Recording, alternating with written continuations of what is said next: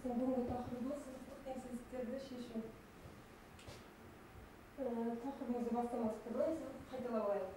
Теңсіздіктер интервал арқылы, теңсіздік арқылы немесе координаталық түзуде берілуі мүмкін. Егер теңсіздігіміз қатаң теңсіздікпен берілген болса, ол координаталық түзуде бұл нүктені қосып алмайды. Ал егер де үлкен немесе тең, немесе кіші немесе тең болған жағдайда осы нүктені қосып алады. Егер де қосып нүкте кірмейтін болса, бұл жерде дөңгелек жақша, ал нүкте кіретін жағдайда төртбұрыш жақша болады. Енді сызықсыз теңсіздіктерді шешу үшін біріншіден сызықтық теңсіздіктерді стандарт түрге келтіру керек. Одан кейін түбірлерді табамыз. Координатор түзуінде осы түбірлерді саламыз. Таңбасын анықтаймыз осы теңсіздіктің және шешімі жатқан интервалды табамыз. Мысал ретінде мынау қарапайым квадраттық теңдеуді қарастырайық. Мына теңдеу берілген болса, біріншіден бұның түбірлерін табамыз. Ол үшін Бетка теоремасы арқылы түбірлерін көруге болады. Бұл жерде 2 және 1 деген түбірлері. Осы түбірлерін координатор түзуінде саламыз 3 және 2. Енді таңбасын анықтаймыз. Таңбасын анықтаудың екі түрі бар. Біріншіден, әрбір мынау көбейткішке жіктеген кезде осы көбейткіштердегі x-ның таңбасын білсек болады. Мысалы, бірінші көбейткіште x-тікі плюс, екіншісінікі де плюс көбейтілген плюс болады. Немесе есептің берілгенде мына нөлдік стандарт түрге келген кезіндегі жағдайындағы x-тің ең үлкен дәрежесінің коэффициентінің алдындағы таңбасына қараймыз. Бұл жерде плюс. Демек, плюстан бастаймыз. Оң, теріс, оң. По очереди кетеді. Кезекпен орындарын қойып шығамыз. Енді бізге табылу керек мына теңсіздіктің таңбасы бізде нөлден үлкен. Нөлден үлкен деген сөз, демек бізге позитивный аймақтар керек, плюс аймақтар керек. Ол аймақтар бізде болады минус шексіздіктен 2-ге дейін және 3-тен плюс шексіздікке дейін. Екінші мысал ретінде мынандай бір теңсіздік берілсін.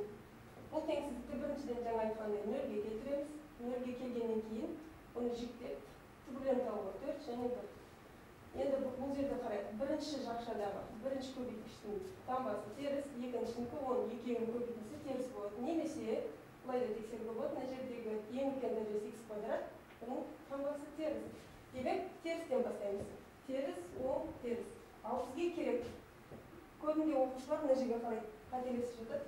Мына жердегі қарайды x-ің квадратынан нөлден кіші, мынау кіші жағында тұрды. Ол емес, берілген есептің нөлдігіне қараймыз. Нөлден кіші болған жағдайда бізге отрицательный минус жақтар керек. Демек, минус жақтарын аламыз, ол минус шексіздіктен 1-ге, 4-тен плюс шексіздікке дейін. Енді үшінші мысал. Егер үшінші мысалда кішкене мынандай дүниелер кездесуі мүмкін. Мынау берілген, оның дискриминантын табатын болсақ, дискриминанты 0. Демек, екі түбірі бір-бірлеріне тең, бірдей түбірлер шықты. Ондай жағдайда не істейміз? Түбірін жазып қоямыз. Дәл сол сияқты таңбасын табамыз. Оның тіркені көрініп тұр мына жерде. Плюс, мына жерде бір жасырын түрде бір интервал тұрған сияқты қараймыз да, сөйде минус, ағарда плюс деп кетеміз. Енді берген есепте бізге не керек? Нөлден кіші аймақтар керек. Демек, минус жақтар керек. Теріс стандарт керек. Ал бұл жерде жауабы мына жақта 2-ден 3 деген түбірі осы аумақты қоса қамтып тұрғандықтан жауабы 2-ден 3 болады. Ал егер мына жерде қатаң теңсіздік тек қана кіші деп тұрса, онда бұның шешуі бұл шешім болушы еді. Сызық теңсіздіктерді шешу. Мысалға мынандай бір теңсіздік берілсін. Бұны біріншіден бағана айтқандай нөлдік түрге келтіреміз. Енді қараңыздар, кейбір жағдайларда бұлардың түбірі табылмайтын болып қалуы мүмкін. Мысалға мына жағдайда дискриминанты нөлден кіші. Нөлден кіші болған жағдайда бұның түбірі жоқ. Ол жағдайда бұл жерге координаталар түзамыз, бірақ бұл жерде түбірлер жоқ болады. Нөлден кіші керек. Нөлден кіші көрдіңіз плюс таңбасы. Демек, барлық интервалда бұл оң сан. Ал бізге нөлден кіші керек, демек минустар керек. Ал бізде ондай интервал табылмайды. Сондықтан бұның шешімі қосшын. Арқаныта кеттік. Енді квадраттықтан көріп, кішкене күрделі теңсіздіктерді де осы жолмен шығаруға болады. Мысалға, бұл теңсіздік берілген болсын. Бірінші жақшаның түбірі 3, екінші жақшадан x-ті жақшаның сыртына шығарып x 0. Одан кейін қалғандарынан теңсіздіктен көбейткіштен минус 2, 4 деген шығар. Ал соңғы көбейткішке қарасаңыздар x квадрат плюс 3. Бұл жерден ешқашанда терістен шықпайды, және де бұның шешімі жоқ, түбірі жоқ яғни. Сондықтан бұны қарастырмаймыз, тек бұның таңбасына қараймыз. Енді осылардың түбір түбірлерін тізіп шығайық. 3, 0, минус 2, 4. Қатарынан қойып шықтық. Енді таңбасын анықтайық. Бірінші көбейткіште таңбасы теріс, оң. Не болады? Көбейтінділері теріс шығады. Демек, теріс санамасынан теріс, оң, теріс, оң, теріс, оң екілді. Маған не керек? 0-ден кіші аймақ керек. 0-ден кіші аймақ деген сөз. Минус шексіздіктен 2-ге дейін, 0-ден 3-ге дейін, 4-ден плюс шексіздікке дейін болады. Енді тура осындай жолмен рационал теңсіздіктерді шығаруға болады екен. Бұл үшін тура сол методпен не істейміз? Түбірлерін табамыз. Бірінші косылышының түбірі минус 2-ден 3, екіншісінікі 5, үшіншісінікі 0, одан кейін минус 1. Мынаның дискриминанты бағанағы айтқан сияқты не болды? Оң сан болғандықтан, оның түбірі, теріс сан болғандықтан, бұның түбірі табылмайды. Енді осы бар түбірлерін жазып шығамыз. Енді таңбасын анықтауға көшейік. Біріншісінікі оң. Демек барлықтар оң болады. Барлықтар бізге оң интервал. Оңнан бастаймыз. Оң, теріс. Бізге не керек? 0-ден үлкен керек. 0-ден үлкен демек оң жақтар. Бірақ мына жерде бір нені ескеру керек. Мына жерде түбірлерін бөлімі, ешқандай санның бөлімі 0 бола алмайды. Сондықтан да мына жерде түбірлерін бояған кезде, алған кезде 0 бөлімінде тұр. Сол үшін 0 кірмейді. Және де 1 ол да кірмейді.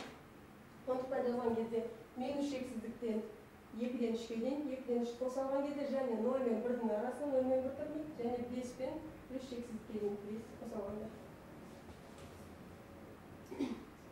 Енді дәрежесі одан да көбіректен қарастырайық.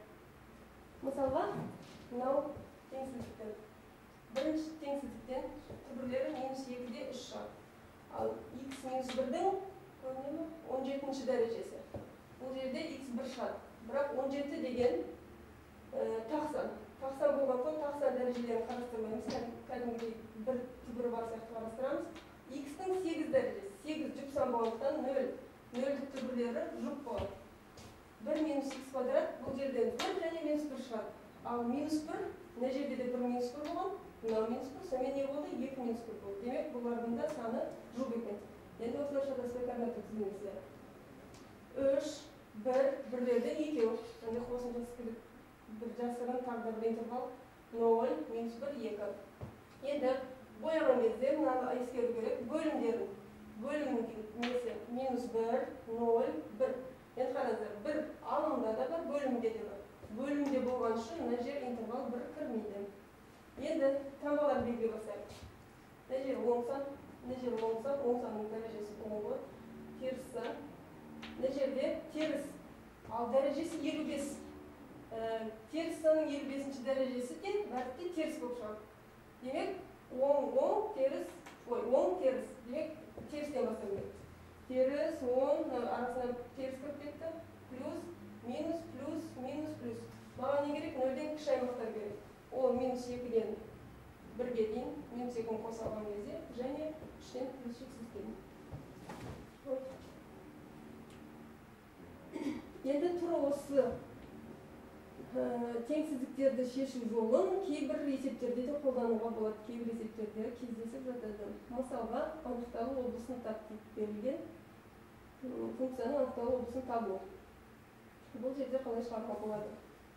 Берген теңсіздік түбір болғандықтан біз рационалдық несіне білеміз. Түбірдің астынан ешқашан индексі 2. Мына жер 2 болғандықтан не шығу керек? Оң сандар шығу керек.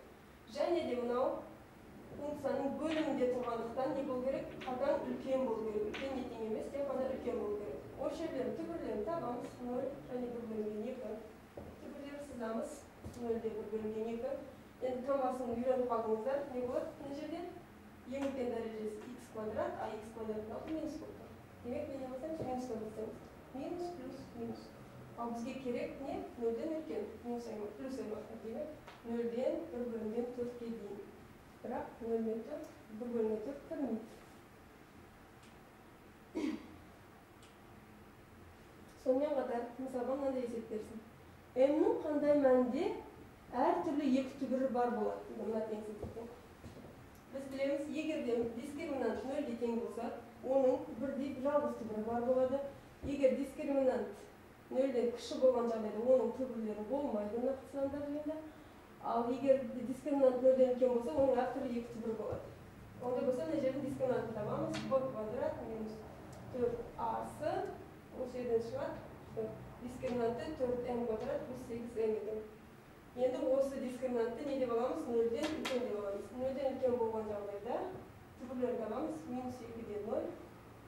Квадратлар тізімінде сызамыз. 0 және минус 2. Кешіріңіздер, мына жерде 0 мен минус 2 кірмейді. Неден бастаймыз? Таңбасын қараймыз мына жерде. m-нің алды оң, теріс, оң. Маған не керек? Оң сандар деген керек. Демек, минус шексіздіктен 2-ге дейін 2 кірмейді. Және 0-ден плюс шексіздікке дейін 0 кірмейді. Тура сол сияқты кейбір дәрежелік теңсіздіктерге де осылай шығаруға болады. Дәрежелік теңсіздіктер. Мысалға, берілген теңсіздік қалай шығаруға болады? Мына жерде индексі 3 болғандықтан білеміз, дәрежесін 1 бөлінген 3 деп жазып болады. 8 деген сол 2-нің 3 дәрежесі. Одан кейін жақшаны көбейтіп жібереміз дәрежелерін. Көбейтіп жіберген кезде 2 және 2 болады. Егер теңсіздікте мынау негіздері бүтін сан болса, яғни меншік пен бірдің аралығында емес болса, ондай болса, дәрежелері де осы теңсіздікті қанағаттандыру керек. Енді мына жерде көп балдар бүйтіп жібереді. Мынандай пропорция ма? Крестикпен көбейтіп жіберіп шығарып. Олай шығаруға болмайды. Ондай жағдайда біз астындағы бөлімнің түбірлерін жоғалтып аламыз. Ол үшін бірінші барлықтарын теңсіздікті бір жағына жинаймыз. Бағана айтқандай 0-ге келтіреміз. Ортақ бөлімге береміз. Ашып алған кезде бізде мынадай қарапайым рационал теңсіздік шықты. Енді ары қарата бағанағы әдіс бойынша таба бастаймыз. Біріншісінің түбірі 5-ден 3, екіншісінің түбірі 1, одан кейін 7-ден 3. Енді координаталар түзуінде сызамыз. Ешқайсында жер қатаң теңсіздік тұр, сол үшін мына жақта ешқайсысы кірмейді бұл аймаққа. Және таңбасы оң. Демек, оңнан бастаймыз. Оң, теріс, маған не керек? 0-ден кіші аймақ керек. Демек, минус шексіздіктен 1-ге дейін, 5-ден 3-тен 7-ден 3-ге дейін. Енді қайталауға арналған жаттығулар. Сіздер қаласаңыздар өздеріңіз қайталап, мынандай есептерді жаттықсаңыздар болады. Өз беттеріңізбен тоқтатып қойып.